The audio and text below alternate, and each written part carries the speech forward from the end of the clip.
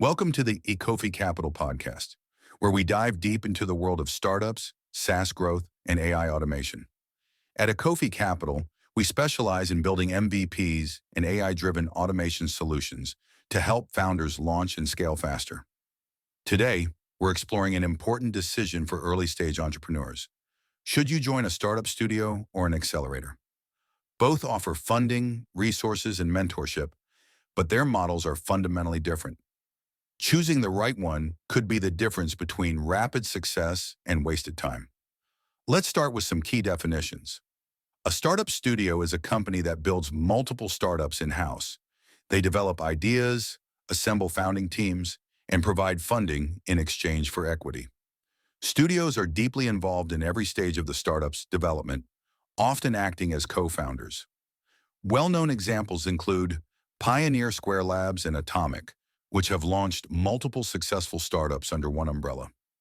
Accelerators, on the other hand, invest in existing startups and help them scale quickly.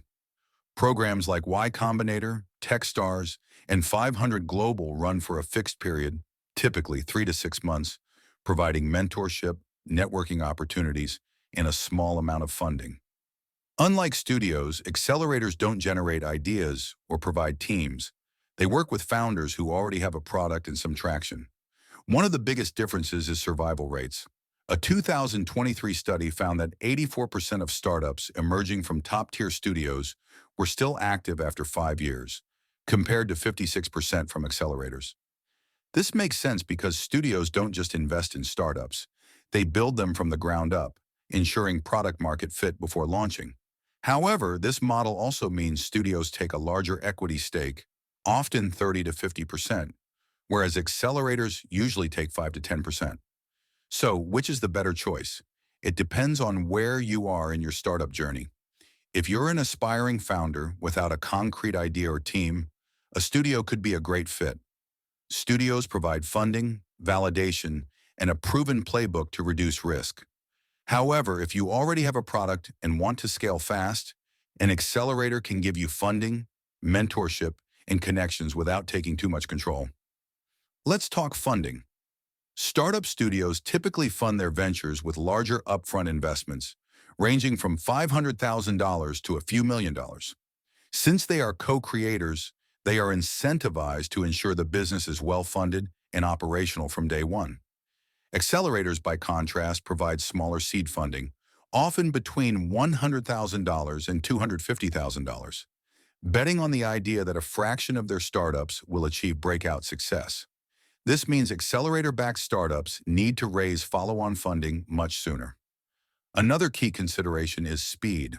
Startup studios work methodically, sometimes taking months to validate an idea before launching. This ensures a strong foundation but can slow down the process. Accelerators, on the other hand, push startups to move at an intense pace. In just 3 months, a company is expected to refine its product, acquire customers, and prepare for fundraising. If you thrive in a high-pressure environment, an accelerator might be the better choice. Network effects also play a major role. Accelerators like Y Combinator provide access to a massive network of investors, alumni, and potential partners. This is one of their biggest advantages. Startups graduating from top accelerators often secure funding much more easily. Studios, on the other hand, focus on internal resources. The connections they provide are more tailored, but may not be as broad as those from an accelerator network. Another factor to consider is control. Founders in a studio often have less autonomy because the studio is deeply involved in strategy, hiring, and execution. In contrast, accelerator-backed founders maintain full control over their vision, making it the better option for those who prefer independence. At Ecofi Capital, we work with founders to build and scale their startups efficiently, leveraging AI automation and rapid MVP development.